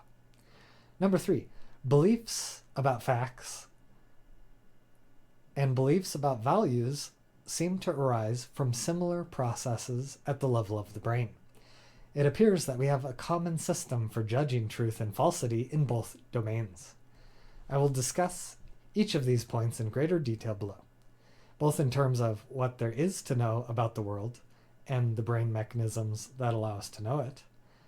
We will see that a clear boundary between facts and values simply does not exist. In my opinion, Sam's three arguments presented here are kind of weak. I'm not alone in this assessment, unfortunately. I believe the strongest argument of the three is the first, that we can derive oughts from is because well-being is what ought to be, and the oughtness of well-being comes from its true nature, from its nature of being. Although one thing to really emphasize is that normal interpretations of the idea of well-being do not meet Sam's criteria as the only thing we can reasonably value, right? That's a very strong definition, a very broad, large scope well-being, right? Normally, well-being is viewed narrowly as just a simple, pleasant, and healthy state of being. It's a state of being that's entirely optional depending upon your goals. For example, a soldier isn't motivated by personal, simple well-being when they suffer in the trenches of war, right? No one has simple well-being when you're suffering in war. So the reason they're suffering isn't a well-being motivation, it's a patriotism motivation. A police officer, they're not motivated by simple well-being when they rush into a gunfight, but rather they're motivated by the duty to protect people. In my prior blog posts, I've fleshed out a more detailed definition of well-being that I call meta-well-being. And this meta-well-being framework, it does meet Sam's criteria as the only thing we can reasonably value. Meta-well-being is the entire map of brain states that motivate decision-making, where the net drive of all factors is that which promotes meta-well-being, right? Meta-well-being is the summation of all the things we value, right? Simple well-being is just one component of meta-well-being. So, for example, if patriotism makes your brain happy, then pursuing patriotism is pursuing meta-well-being, because for your brain, patriotism has a priority status, right? For some reason, patriotism has risen in ascendancy. And so if most of your dopamine comes from patriotism, then that's your meta well-being, right? For the police officer, if focusing on your duty makes your brain happy, then focusing on your duty, that's what pursuing meta well-being means. So the reason why meta well-being is the only thing we can reasonably value is built into the definition of meta well-being. Meta well-being is what we value. All right, then Sam goes into discussing the difference between what I call cosmic moral objectivity and skeptical moral relativism, right? There's a dichotomy here. Sam says, and I quote, "Of course, we will have to confront some ancient disagreements about the status of moral truth. People who draw their worldview from religion generally believe that moral truth exists, but only because God has woven it into the very fabric of reality. While those who lack such faith tend to think that notions of good and evil must be products of evolutionary pressure and cultural invention. On the first account, to speak of moral truth is of necessity to invoke God. On the second, it is merely to give voice to one's apish urges, cultural biases, and philosophic confusion. My purpose is to persuade you that both sides of this debate are wrong. The goal of this book is to begin a conversation about how moral truth can be understood in the context of science." In this excerpt, Sam notes the dichotomy between the religious moral realist, who finds their morality in the cosmos, and the moral anti-realist, who concludes that morality that derives from evolution has no objective basis at all. As I have been arguing in prior blog articles as well, I find evolutionary game theory to be the North Star that objectively guides the evolution of morality. And I believe meta well-being is the voice of that game theory, which is pointing towards something like cooperation. Moving on, Sam goes into discussing the is-ought distinction and how it might be a relic of Abrahamic religions. I quote, "Many moral skeptics piously cite Hume's is-ought distinction as though it were well known to be the last word on the subject of morality until the end of the world. They insist that notions of what we ought to do or value can be justified only in terms of other oughts, never in terms of facts about the way the world is. After all, in a world of physics and chemistry, how could things like moral obligations or values really exist? How could it be objectively true, for instance, that we ought to be kind to children?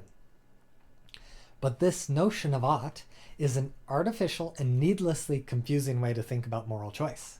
In fact, it seems to be another dismal product of Abrahamic religion, which, strangely enough, now constrains the thinking of even atheists. If this notion of ought means anything we can possibly care about, it must translate into a concern about the actual or potential experience of conscious beings, either in this life or in some other. For instance, to say that we ought to treat children with kindness seems to be identical to saying that everyone will be better off if that is what we do. The person who claims that he does not want to be better off is either wrong about what he does in fact want, i.e. he doesn't know what he's missing, or he's lying, or he's not making sense. The person who insists that he is committed to treating children with kindness for reasons that have nothing to do with anyone's well-being is also not making sense.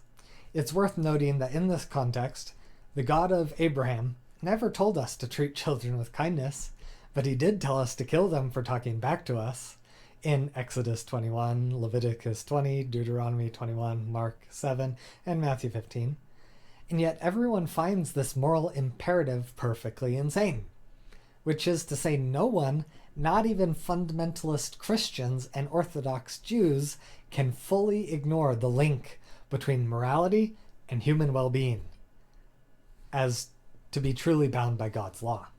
So, as I see it, Abraham religion introduced an example of moral duties into the Ten Commandments, which is a list of thou shalts. Each thou shalt is an ought that is built into the structure of the religion, which has shaped Western culture. So, to me, it makes sense that when Westerners are raised in a Christian paradigm, then they fundamentally connect the idea of an ought with a source of authority, and that source of authority is God. And so they've already built this authority paradigm into their oughts through the culture. And so what happens is when these cultural Christians lose their faith in God, they simultaneously lose their authority for their oughts. But this is because the culture has programmed them to think that the only types of oughts that can exist are cosmic oughts, right? The only type of oughts that exist are thou shalts from God. But when we reframe the source of morality to a different paradigm, so evolution allows us to accept the evolutionary utility as a valid basis for these evolutionary oughts. The next excerpt from Sam's book is about values being necessarily connected to conscious experience. As I quote, "Let us begin with the fact of consciousness. I think we can know through reason alone that consciousness is the only intelligible domain of value. What is the alternative? I invite you to try to think of a source of value that has absolutely nothing to do with actual or potential experience of conscious beings. Take a moment to think about what this would entail. Whatever the alternative is, it cannot affect the experience of any creature in this life or in any other. Put this thing in a box, and whatever you have in the box, it would seem by definition, is the least interesting thing in the universe." End quote. In arguing that values are based in consciousness, Sam basically sets up a chain of ontological logic, in that oughts come from values, which come from consciousness, and they manifest through meta-well-being.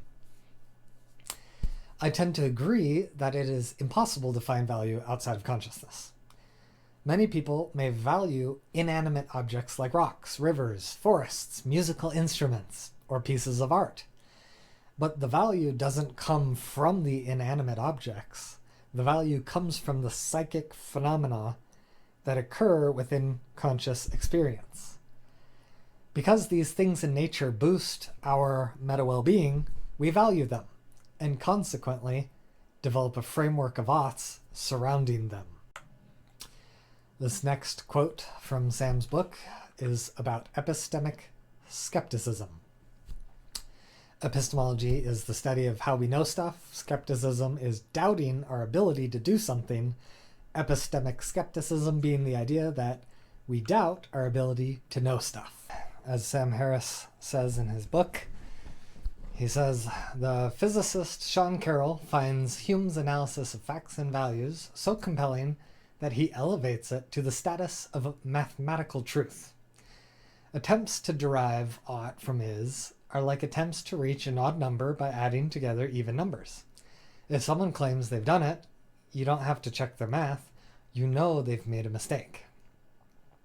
But this spurious notion of ought can be introduced into any enterprise and seem to plant a fatal seed of doubt. Asking why we ought to value well-being makes even less sense than asking why we ought to be rational or scientific. And while it is possible to say that one can't move from is to ought, we should be honest about how we get to is in the first place. Scientific is statements rest on implicit oughts all the way down. When I say water is 2 parts hydrogen and 1 part oxygen, I have uttered a quintessential statement of scientific fact. But what if someone doubts the statement? I can appeal to data from chemistry, describing the outcome of simple experiments, but in so doing, I implicitly appeal to the values of empiricism and logic. What if my interlocutor doesn't share those values? What can I say then? As it turns out, this is the wrong question. The right question is, why should we care what such a person thinks about chemistry? Fascinatingly enough, Sam Harris implicitly develops Harris's guillotine in this section of the book. Just as Hume's guillotine purports that one cannot derive an ought from an is, Harris's guillotine purports that one cannot derive an is from an is. Think about that for a second. One cannot derive an is from an is. Just as moral conclusions require moral oughts in the premises, Sam claims that scientific conclusions require scientific oughts within the premises, and logical conclusions require logical oughts within the premises. While often these premises may go unnoticed as unspoken axioms, this is true of both morality, science, math, and logic. So a little image here. Hume's guillotine, you cannot drive an ought from an is. If A is the case, then one ought to be. Trash. Harris's guillotine, you cannot drive an is from an is. If A is the case, then B is the case. Bam! Into the guillotine as trash. So let's just kind of run through some examples to make sure we see the implication of this Harris's guillotine. In science, you can set up a set of premises to get a conclusion, right? Premise 1, we can make a theory about reality. Premise 2, we can use the theory to make predictions. Premise 3, we can make observations. Premise 4, we can test to see if our observations match the predictions. Premise 5, we can understand that our predictions are true. Conclusion, we can understand that our theory is true and can generate additional correct predictions, right? That's a loose way of thinking about the scientific paradigm. But what are the unspoken axioms in this that are hidden behind all of these premises and conclusions? The first one, there's an unspoken axiom: you ought to trust that the future will resemble the past. Right? That's kind of an arbitrary assumption. You ought to trust the reliability of your objective observations and measurements. Right? You ought to trust the correlation between observations and predictions means that the theory is true. You ought to trust in the theory with the most explanatory power. You ought to trust in the theory with the most parsimony given equivalent explanatory power among competing theories, right? There's a lot of assumptions that guide us through scientific epistemology, right? These are all oughts. These are all oughts that guide the process that are necessary to getting a scientific conclusion in the first place. What about logic? We usually feel more safe with logic, but I think logic is equally vulnerable to this Harris's guillotine. For example, premise 1, all dogs have 4 legs. Premise 2, all things with 4 legs can run. Conclusion, all dogs can run. Or a different style. Premise 1, all humans are either male or female. Premise 2, Susie is a human. Premise 3, Susie is not a male. Conclusion, Susie is a female. What are the unspoken axioms? Number 1, you ought to agree to the definition and operation of logical operators such as all, and, or, not, if, then, therefore, right? All of these words are kind of like mathematical operators of logic, and they have a function. But those functions are just assumed axioms. We all agree that we should operate like this, but why? Says who? Like, why should we follow the definition of all? Well, what if we want to redefine all to a different definition, right? Or why should we say and has such a function? That's an implicit axiom. Another one, you ought to acknowledge that concepts have specific and constrained identities. They are what they are, and they are not what they are not. The law of identity, right? It's kind of the idea that things can only be one thing at the same time. Another premise, you ought to not contradict yourself, or that your conclusions should not contradict your premises, right? You ought to acknowledge that premises must be true or false, and that there's no middle ground between these two attributes. Or you ought to acknowledge that the descriptions and constraints within each premise carry over and impact each other, right? So we've got operators, we've got the law of identity, the law of non-contradiction, the law of excluded middle, the law of transitive properties. All of these are just axiomatic assumptions. They're all just oughts that guide us through the deduction. You can't go from premise to premise without assuming all of this stuff, right? And why should we assume this stuff? Why can't someone have a dualistic identity? Why can't you contradict yourself, right? Who says that a dog can't be both a canine and a human? Or who says that a ball can't have two different types of mass? Or who says that a square can't be circle, right? Maybe you could posit an alternative universe where objects have dualistic properties. Maybe in an alternate universe there's two dimensions where a singular object, it manifests as a square in one dimension and it manifests as a circle in the other dimension, and it's absolutely not contradictory at all for it to be a square circle. Maybe the structure of these axioms are just based on the observed properties of our universe. We see patterns in the universe and then we build up our logical axioms. All right, so we thought science might be safe from the intrusion of axiomatic oughts. Maybe we're wrong. Then we thought logic would be safe from the intrusion of oughts. Maybe we're wrong, but surely math is safe. Surely we can go from is to is within math. But maybe that's not the case either. So let's go through this example and see what's going on. In step 0, we define x as 0.9 repeating infinitely. Step 1, we're going to play around with this equation a little bit. We're going to multiply both sides by 10. Why not? 10x equals 9.9 infinitely repeating. But now we're going to try to subtract x from both sides.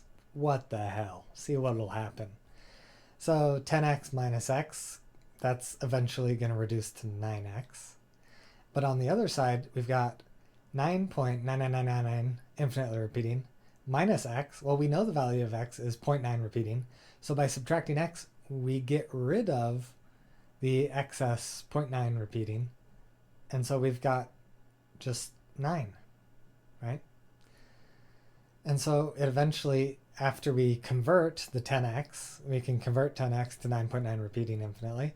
We can convert minus x to 0.9 repeated infinitely. And we can convert the 9x to 9. Now, we've got a new equation. We can subtract the tail of the decimal, So we've got 9x equals 9, because we're converting back to the x. And after we convert back to the x, we can divide both sides by 9. We get x equals 1.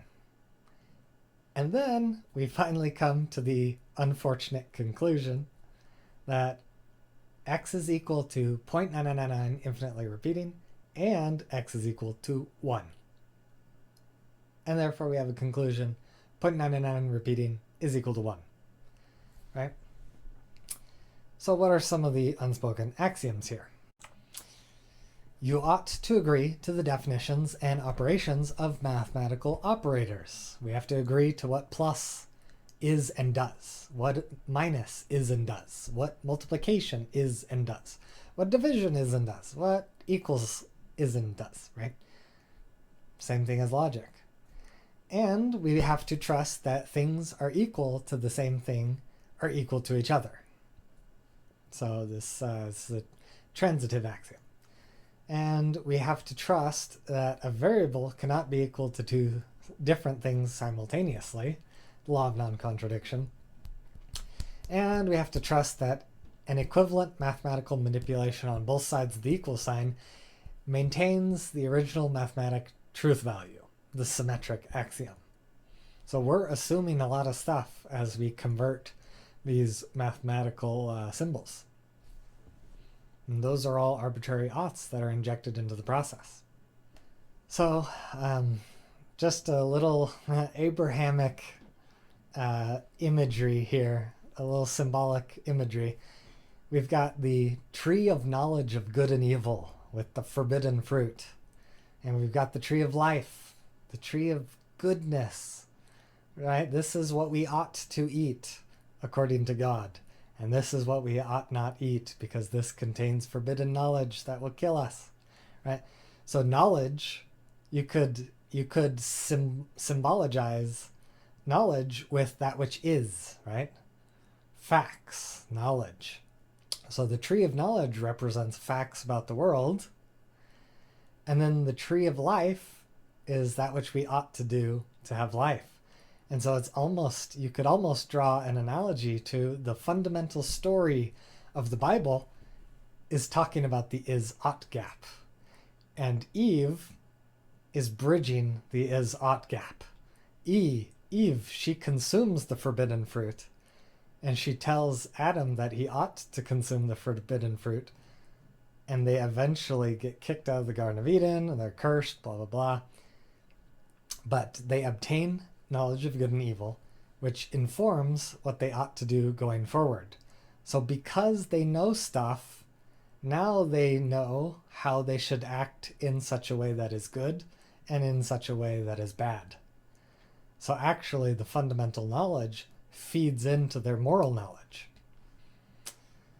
So in conclusion, Hume's guillotine has long held sway over the minds of intellectuals, bringing us out of modernity into postmodernity, where moral relativism seems to reign. What does bridging the is-ought gap mean for morality? I think that it helps us realize that we don't need to tether our morality to some divine authority in order for us to think objectively about it. We don't need to enter a relativistic hellscape where there's no up and down and anything is permissible. We can acknowledge that the true roots of our morality, which are evolution in social groups. And we can acknowledge the fundamental principles driving the evolution of our morality, the idea that we ought to exist. Then we can use these principles to measure the quality of moral theories that we produce. Having an ability to objectively refine our morality will give us more knowledge about how to make the world a better place.